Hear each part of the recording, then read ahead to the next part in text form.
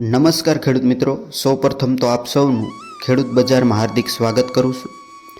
આજે આપણે કપાસની અંદર જે ફૂલ મમરી, સાપકા, ફાલ ખરતા હોય છે તેના નિયંત્રણ વિશે વાત કરીશું। તો ખેડૂત મિત્રો, કપાસના ફિલ્ડની અંદર, કપાસના પાકની અંદર જે સફેદ ફૂલ હોય છે અને ગુલાબી ફૂલ હોય છે, બંને પ્રકારના ફૂલ ખરવાના નિયંત્રણ તેમજ કયા ટેકનિકલ કન્ટેન્ટથી તેમાં નિયંત્રણ મેળવી શકાય, તેમજ કયું ખાતર આપવું, છંટકાવ દ્વારા તેમજ પાણી સાથે કેટલું માપ, કઈ દવા, કઈ કંપનીની દવા માર્કેટની અંદરથી મેળવવી, વિગતવાર વાત કરીશું સંપૂર્ણ।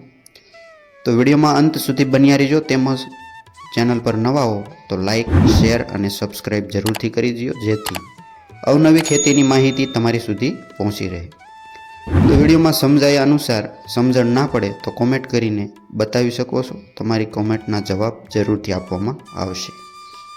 તો ખેડૂત મિત્રો, કપાસના ફૂલ ફાલ જે ખરવાના સૌથી વધારે પ્રશ્ન હોય તો તે વરસાદના કારણે છે, જે આપણે હાથિયા નક્ષત્રની અંદર વધારે પ્રમાણમાં વરસાદ પડવાથી પણ વધારે નુકસાન થતું હોય છે, જેનું વરસાદ બાદ ફાલ ફૂલ ખરતા અટકાવવા માટે નિયંત્રણના કયા પગલાં લેવા તે આપણે જાણીએ। ખાસ કરીને કપાસ વાવતા ખેડૂતો માટે જરૂરી સૂચના કે કોઈ પણ ફાલની દવા હોય તે માત્ર 2 છંટકાવ કરવાના છે, જે અઠવાડિયાના અંતરે કરવા જરૂરી છે।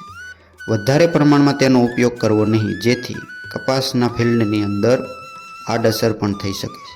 તેમજ અગત્યની વાત કે કપાસના પાકની અંદર જે આપણે પીળા ફૂલ હોય છે તેમજ ગુલાબી ફૂલ હોય છે તે અલગ અલગ કારણે ખરતા હોય છે, તે આપણે ખાસ કરીને નિયંત્રણ ખેડૂત મિત્રો કરવું જોઈએ। કારણ કે સફેદ ફૂલ ખરતા હોય તેનું પણ અલગ કારણ હોય છે અને ગુલાબી ફૂલ ખરતા હોય તેનું નિયંત્રણ પણ અલગ હોય છે। તો પહેલાં તો આપણે તે કપાસમાં જોઈ અને નિયંત્રણ કરી પછી પગલાં લેવા જોઈએ। તો સૌથી પહેલાં પીળા ફૂલ ખરતા હોય તેનું મુખ્ય કારણ શું છે તે જાણીએ। તો મુખ્યત્વે કારણ એ છે કે છોડમાં એમિનો એસિડની ઉણપ હોવી। એટલે કે ખેડૂત મિત્રો, એમિનો એસિડ જે તમે એક પણ છંટકાવ કર્યો નથી તેની વધારે પ્રમાણમાં ઘટ બતાવતું હોય તો પણ ખરી શકે છે। તો ખાસ કરીને એમિનો એસિડનો છંટકાવ ફૂલ મમરી બેસે, ફાલ બેસે ત્યારે કરવો જોઈએ। ત્યારબાદ વારંવાર નાઇટ્રોજનવાળા ખાતરનો ઉપયોગ કરવાથી પણ ખરી શકે છે। જેમ કે આપણે નાઇટ્રોજનવાળા ખાતરની વાત કરીએ તો યુરિયા જે આપણે વારંવાર આપવો, વધારે પ્રમાણમાં આપવાથી પણ પીળા ફૂલ ખરી શકે છે, અથવા તો વાતાવરણના ફેરફાર પ્રમાણે પણ કારણ બની શકે છે। તો ખેડૂત મિત્રો, પીળા ફૂલ ખરતા અટકાવવાના પગલાં શું છે તે આપણે જોઈએ। તો કોઈ પણ કંપનીનું એમિનો એસિડ ટેકનિકલ કન્ટેન્ટ ધરાવતું આપણે દવા વાપરવાની છે, તેમજ વોટર સોલ્યુબલ પ્રવાહી ફોર્મમાં પણ આવે છે।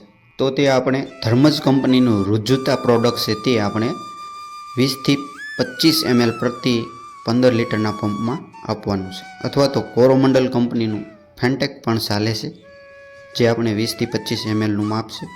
તેમજ ધાનુકા કંપનીનું ધનવર્ષા જે છે આપણે 30 ml એક પંપની અંદર આપવું જોઈએ, જેનું જણાવ્યા મુજબ માપનો ઉપયોગ કરવો। ત્યારબાદ વાત કરીએ તો ગુલાબી ફૂલ ખરતા હોય તેનું મુખ્યત્વે કારણ શું છે। તો ખેડૂત મિત્રો, કપાસના પાકની અંદર બોરોન તત્વ અને અન્ય પોષક તત્વોની ઉણપના કારણે પણ ગુલાબી ફૂલ, અથવા તો 5 થી 8 દિવસના જે ઝીણા ઝીંડવા હોય છે તે પણ બોરોનની ઉણપના કારણે પણ ખરી શકે છે। તો ખેડૂત મિત્રો, ગુલાબી ફૂલ અથવા તો ઝીણા ઝીંડવા ખરતા અટકાવવાનો ઉપાય શું તે આપણે જાણીએ। તો ખેડૂત મિત્રો, બોરોન 20% જે માર્કેટમાં મળે છે કોઈપણ એગ્રોની અંદર, આપણે પ્રતિ પંપની અંદર 20 ગ્રામ આપવાનું છે। ત્યારબાદ ડ્રીપ ઇરિગેશનની સુવિધા જો ખેડૂત મિત્રો હોય તો તેની અંદર આપણે 1 વીઘાની અંદર 200 ગ્રામ આપવાનું છે, જે 5 વીઘે 1 કિલોનું પેકેટ આપી દેવાનું છે, જેના કારણે બોરોનની ઉણપ દૂર થશે। તેમજ બોરોનના છંટકાવની વાત કરીએ તો બોરોનનો છંટકાવ પણ કરી શકાય છે, જે આપણે 005234 ખાતર આવે છે વોટર સોલ્યુબલ કિલોના પેકિંગની અંદર, તે સારી એવી કંપનીનું આપણે લેવાનું છે। તે આપણે એક પંપની અંદર 100 ગ્રામ મિક્સ કરી દેવાનું છે બોરોન સાથે। તેનો છંટકાવ કરવાથી 100% રિઝલ્ટ મળશે। આ છંટકાવ આપણે માત્ર 7 થી 10 દિવસના અંતરે કરવો જોઈએ, જ્યારે ફૂલ ફાલ વધારે ખરતું હોય તે સમયે। તો ખેડૂત મિત્રો, તમને દર્શાવ્યા મુજબ સમજાઈ ગયું છે કે ગુલાબી ફૂલ અને સફેદ ફૂલ ખરવાના નિયંત્રણ માટેના ભલામણ મુજબના ઉપયોગ કરવો જોઈએ.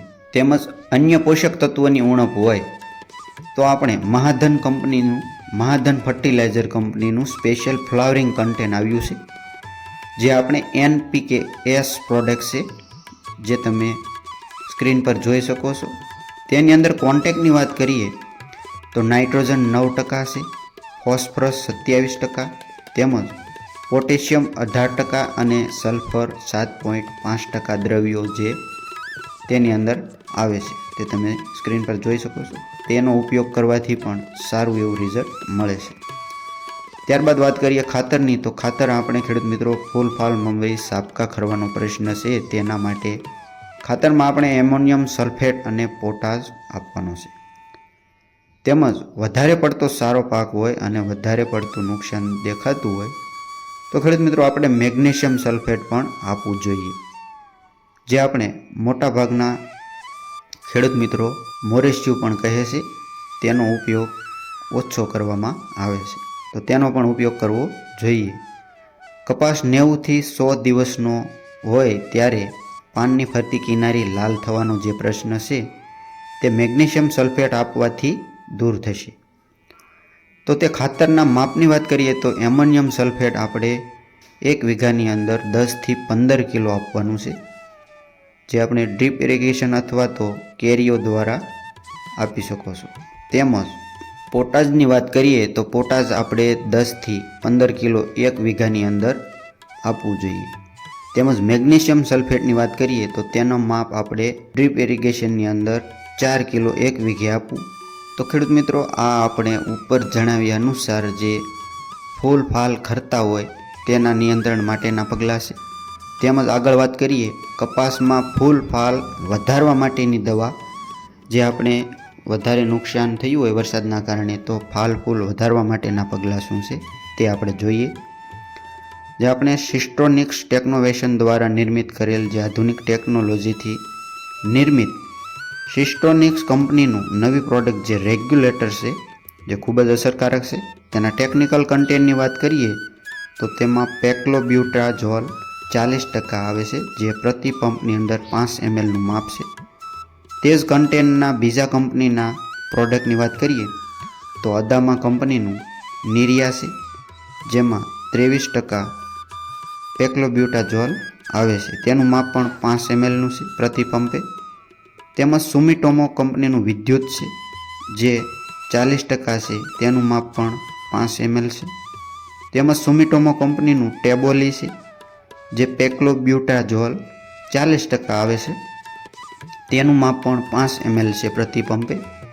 તેમજ ઘરડા કંપનીનું ચમત્કાર કરીને આવે છે પ્રોડક્ટ, જેમાં ટેકનિકલ કન્ટેન્ટની વાત કરીએ તો મેપિક્વેટ ક્લોરાઇડ 5% આવે છે, જે 20થી 25 ml પ્રતિ પંપની અંદર આપવું જોઈએ, જેથી સારા ફ્લાવરિંગનું રિઝલ્ટ મળે છે.